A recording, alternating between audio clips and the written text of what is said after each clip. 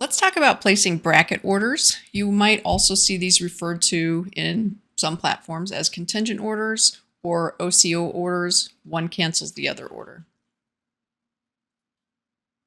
Anything that I'm about to show you can be done if you're trading from the chart, the dome panel, the hot pad, or the standard order entry window. We're going to start with the standard order entry window. In later tutorials, we'll talk about the other order entry methods, but the process is exactly the same.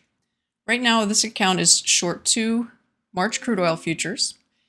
A bracket order is an order to exit an existing position by either reaching a stop loss point, the pain tolerance point, or by taking a profit at the profit target. Brackets are also known as one cancels the other order because if you're short 2 crude oil, as we are here, and you enter an order to buy 2 below the market to take a profit and also place a buy stop above the market, technically you have 2 separate orders working. The exchange doesn't know that you have a position on. They don't care that you have a position on. All they see are the 2 working orders. So in order for you to avoid being double filled, the order that is not filled while the other one is must be canceled. Let's look at an example how this might work. If you look at the standard order entry ticket, you'll notice that there's a big bar towards the middle, and you can toggle this between OCO, one cancels the other, or bracket mode. These are essentially the same thing, just different methods of putting it in. So for example, we're going to start with the bracket mode. To highlight the bracket mode, just click on it, it turns orange. That means it's in effect. That means if you enter an order from here, the bracket mode is going to be valid.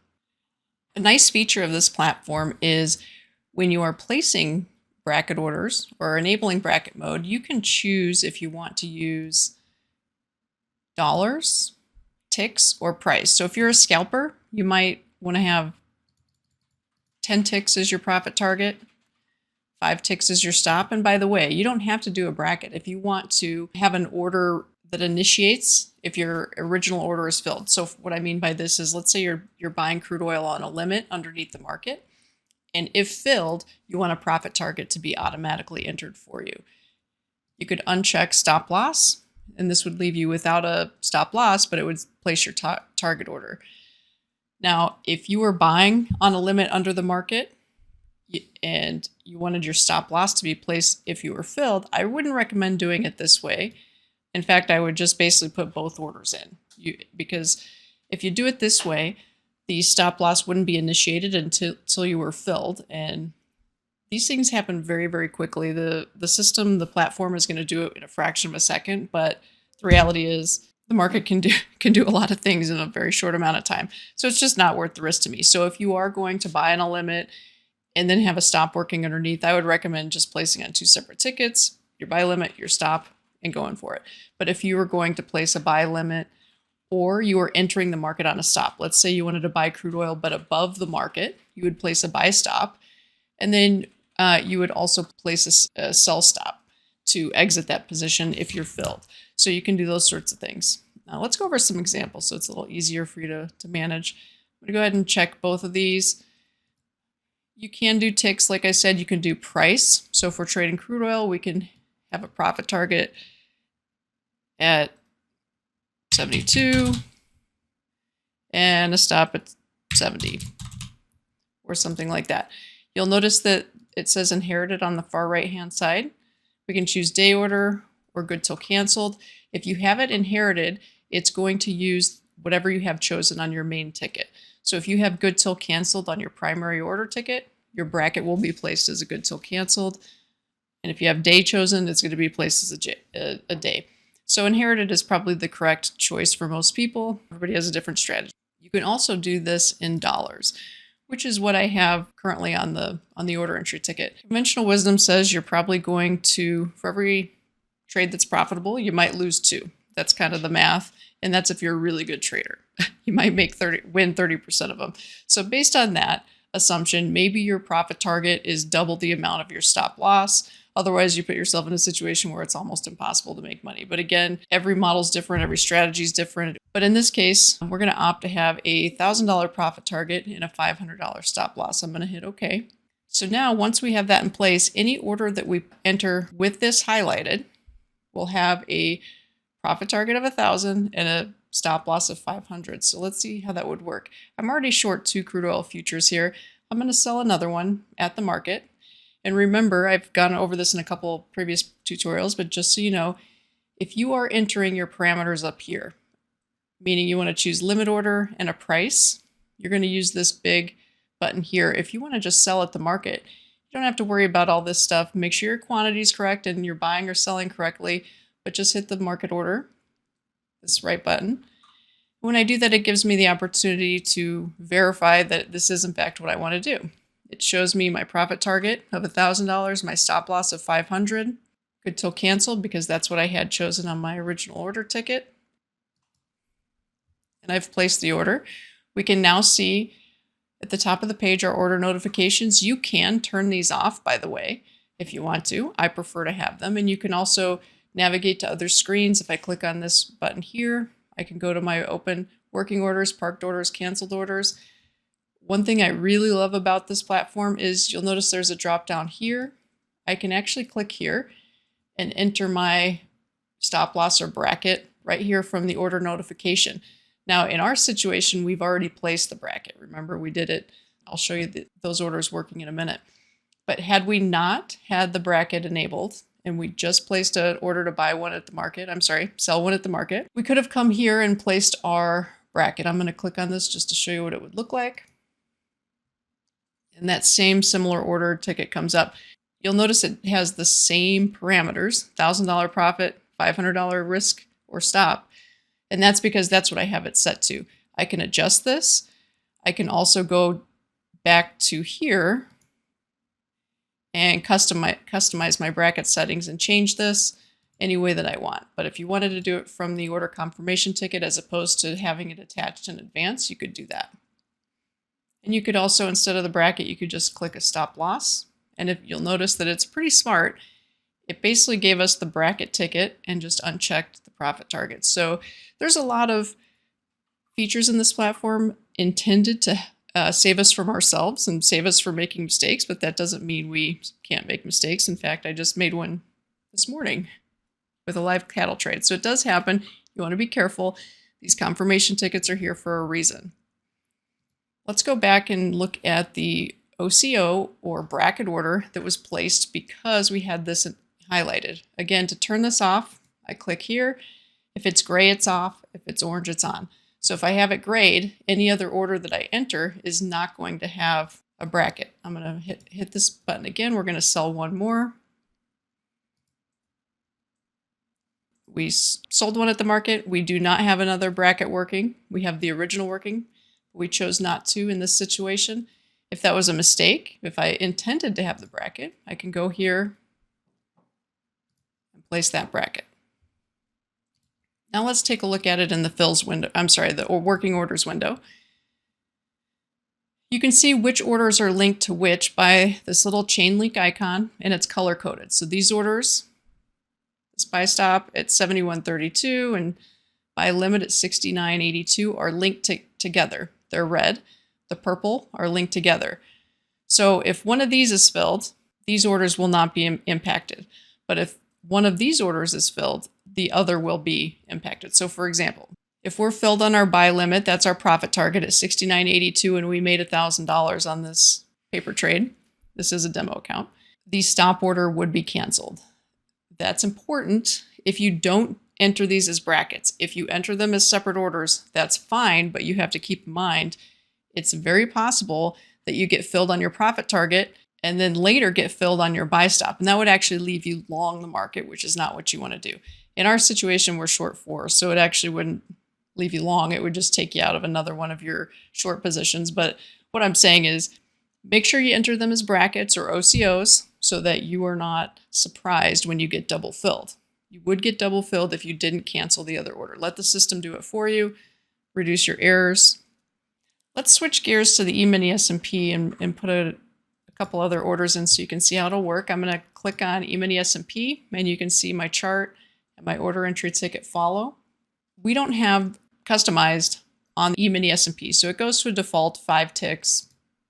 I don't think that's what we want to do. I'm going to go to custom bracket settings. Whoops, let me show you one thing. If I click on this, it says custom bracket settings 4 and it has the symbol. So when you're setting up your bracket customs, it's for a particular symbol, not for global. So if I went and traded corn, I'd have to set up the brackets for corn as well. On the S&P, let's go price. And we're going to say, if we're selling the S&P, we want our target to be 60.50 and our stop to be 60.70. Instead of typing in, you could toggle up or down. It doesn't matter. I'm going to hit OK. And then we're going to sell one at the market. Oops, I almost made a mistake. I forgot to highlight this bar. I'll sell one at the market. Because that was highlighted, our bracket's going into place. I place the order, I get my order entry confirmation, my fill confirmation, I should say. And now I see my working profit target and stop loss order. There is another way to do this. I believe this is the most efficient way to do it, the bracket orders. But if you don't want to do the bracket orders, you can also choose to use OCO. If I click on OCO, it's going to be a very similar process. However, this is a one cancels the other. You would do this if you had already placed a position. So for example, I'm short 4 crude oil and I only have 2 brackets working. So let's go back to crude oil. And again, I toggled to the quote board at the bottom. I went to energies, selected crude oil, changes my chart, it changes my order ticket. Now I'm looking at crude. Instead of going to the quote board and finding that particular contract, I could have just selected it from my positions window. If I click on EP, you see everything switches to E-mini S&P, but I'm going to click back to crude and everything goes back to crude oil. If your platform is not doing this, make sure that you have the windows linked. All these widgets should be linked in my opinion. It makes life a lot easier. That way you're not typing in symbols or guessing. Everything's linked as you click. It changes your symbol accordingly. Back to crude oil, we have 2 lots here that do not have brackets. So we're going to use the OCO order to put that in. This is a little trickier. I want to take a profit on 1 lot at $70 in oil. So I'm going to enter that price. It's a 1 lot, it's a limit, it's good till canceled. That's exactly what I want. I'm going to hit the buy button here at the bottom. And you'll notice the OCO now says submit parentheses 1. Next, I'm going to want to enter the buy stop. So what I'm going to do is toggle this from limit to stop. I'll name my price. And then I'm going to hit the button at the bottom. Once I hit this, we now see OCO submit parentheses 2. This means there are 2 orders linked together in the OCO feature. Now, this is a little bit different than basically any other order type. Any other order type, if you're going to place an order, you would hit the button at the bottom or one of these. But if you're doing an OCO, make sure that you've entered your orders correctly and you have your submit parentheses 2, which is going to be the vast majority of OCO orders.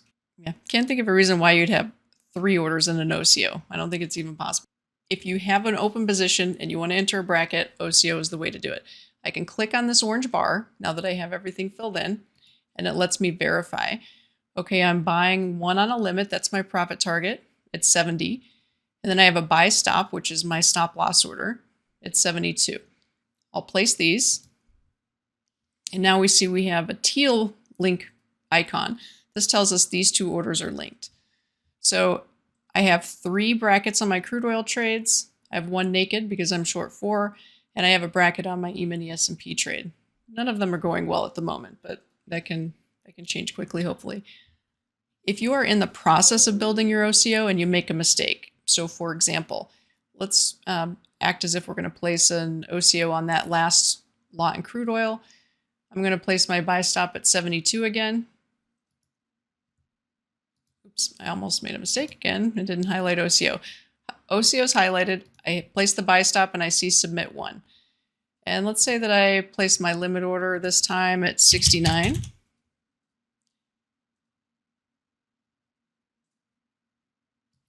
And now I have submit 2, but then I change my mind and I no longer want those prices. I feel like I want to change them. I can click this button and it'll allow me to exit OCO without submitting orders. So it basically clears the deck. And then I can start again. So as a review, if you'd like to place brackets while you are placing your order entry to enter the market, you would want to use bracket mode. If you were trying to place brackets on a position that's already open, you would use OCO. And one last reminder, you can use these types of orders in any of the other order entry methods on the platform. So for example, if you were using the quote board to buy or sell, let's highlight natural gas, and I hit this buy button. I can then go to OCO and do the same thing that I just did. I can use bracket mode and do the same thing that we've just shown you. Similarly, you can do it from the chart. I've opened up this chart on natural gas. If you don't have these trade pad buttons on the right, click on the arrow at the bottom and it opens them up. And you'll see the bracket icon right down here.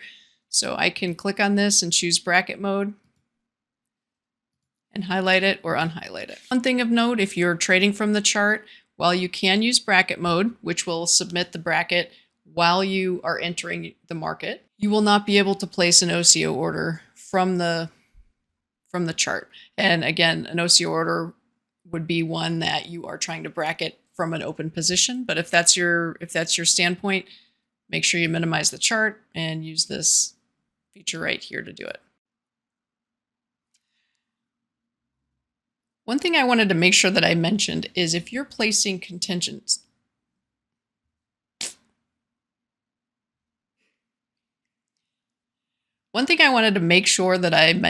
if you're placing contingency orders, and that means an order that is only submitted if you're filled on the original order. Basically a bracket order or a partial bracket order. We'll do an example soon.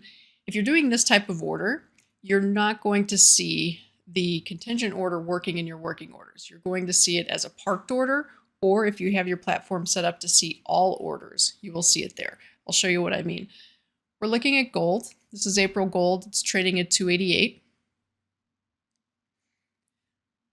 Let's say we want to buy gold, but we want to buy it if it starts to go up. And if it does start to go up and we do buy it on a stop order, it's a stop order if you're trying to buy above the market, then we would like to place a sell stop to limit our risk. April gold's currently trading at 28.88.5. Let's say that we want to buy gold if it goes up to 28.90. We would change our order type to stop loss. And you can either type it in or toggle to the price that you're looking for. We'd like to buy on a stop at 28.90. And then we'd also like to set up a bracket. However, in this particular case, we're not setting a profit target. We just want to make sure our stop loss gets placed if we get filled on this order. So I'm going to place a stop loss at 28.85. I'm going to highlight this and I'm going to go ahead and place my order. We get a chance to confirm it. We are buying on a stop at 28.90 and we're placing a sell stop if we're filled on our 28.90 buy stop at 28.85. Again, you're going to notice the icon for the chain link. This time it's a brown or green or whatever color that happens to be. We don't see the contingency order. We don't see the sell stop that's going to be placed if we're filled on this order because I'm in the working orders tab. If I want to see all orders are going to show us canceled orders, parked orders. Everything that we've done today will be here. I can see that order is currently parked. We're selling on a stop 28.85. So it's in my parked orders. If you have a lot of stuff going on here and it's confusing, go to your parked orders screen and you'll see it right there on top. But don't be alarmed if you don't see the contingency order. I'm going to modify this order so that it gets filled and we can see how this might work.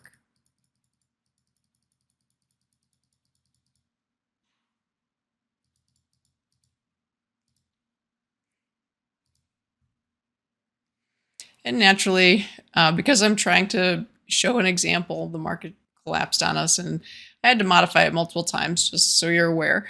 But I was able to get it filled. So this order was filled on a buy stop. We are now long from 28.86.5, much lower than our original price, but sometimes markets don't cooperate when we're trying to demonstrate things. So I'm going to close that. And now we are going to see our sell stop. Remember before we did not see our sell stop working. It was in the parked orders window. It was in the total orders window, but it was also in the parked orders. And that's no longer in parked orders. It is in our working orders. That concludes our tutorial on placing contingent orders, OCO orders, or bracket orders, whatever it is that you call them. In any case, I think most people will find that this platform is very good at the simplicity of entering contingent orders. It's very uncomplicated, and there's some backstops to prevent people from making mistakes. Of course, we can still make mistakes, but hopefully they're less likely on this platform.